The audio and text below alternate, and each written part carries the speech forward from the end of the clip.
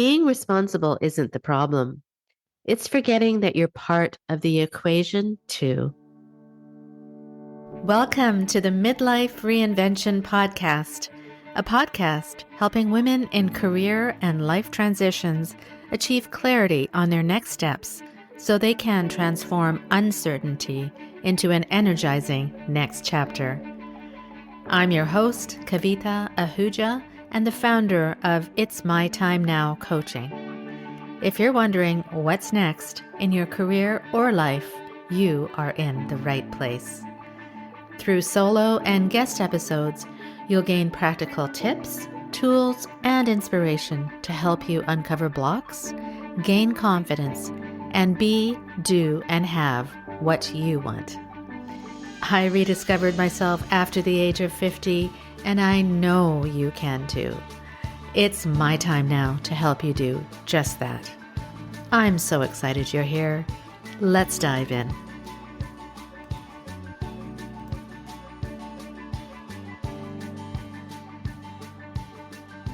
Hello, my friend, and welcome back to another mini episode of the Midlife Reinvention Podcast. I'm your host, Kavita Ahuja, founder of It's My Time Now Coaching. In my last episode, we talked about the responsibility trap, that quiet weight many of us carry when doing everything right, which starts to feel wrong inside. Today, I want to build on that and share 3 small but powerful ways to redefine what responsibility means so it includes you. Because being responsible doesn't mean self-sacrifice. It means caring for your life with intention, and that includes your dreams, your energy, and your joy. The first way to redefine responsibility is to include yourself in the circle of care. For so many women I work with, responsibility means taking care of everyone else, partners, parents, kids, colleagues, while putting themselves last on the list, even if they make the list at all. You make sure everyone else is fed, comfortable, and thriving. But when was the last time you asked yourself, what do I need? Here's the thing. True responsibility isn't about depletion. It's about protecting your time and energy so you can give from a place of fullness. If you constantly give without replenishing, your tank runs dry. Even then, your best intentions start to feel like burdens. So here's a practice for this week. The next time someone asks you something to do, a favor, a task, your time, pause before automatically saying yes and ask yourself, is this mine to take on right now? Do I have the energy and desire to do this with love? If the answer is no, that's not neglect, that's wisdom. When you include yourself in your circle of care, you don't take away from others. You ensure that your giving stays generous and not resentful. Remember, you deserve the same care and attention you give so freely to others. The second way to redefine responsibility is to replace should with want. Let's talk about that one tiny word that carries enormous weight, and that word is should. I should stay in this job.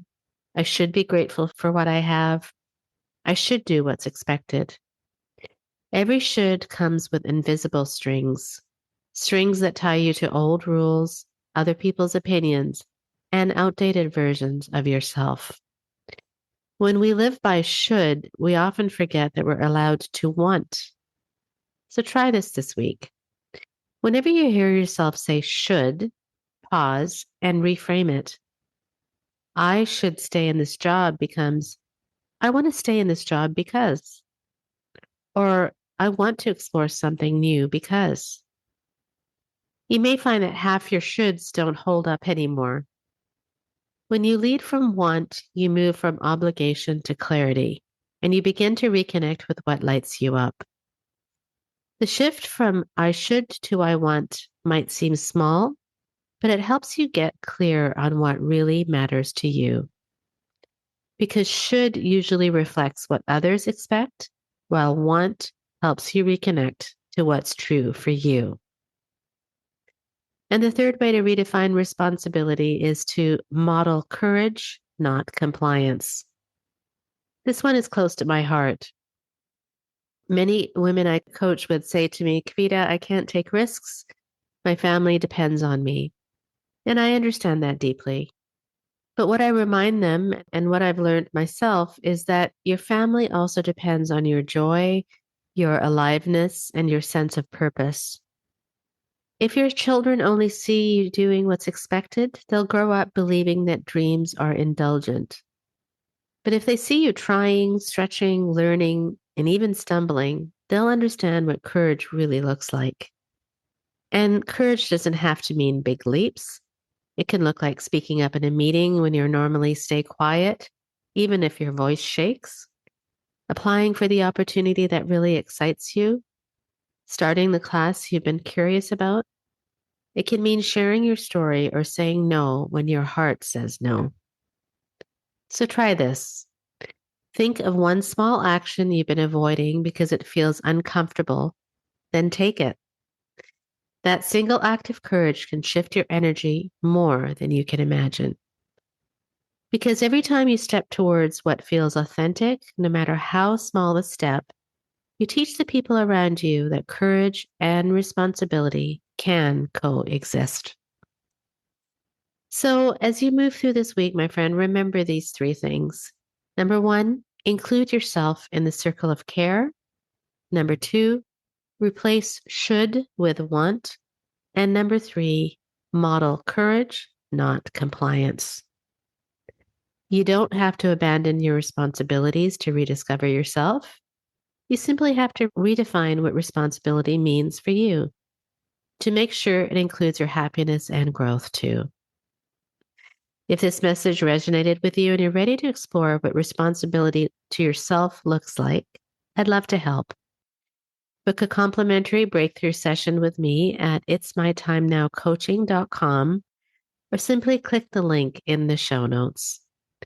We'll talk about where you are now, what might be holding you back, and how you can begin to realign your energy towards a life that feels balanced, authentic, and yes, joyful. Because your responsibility always includes you too. Until next time, my friend, be really, really well.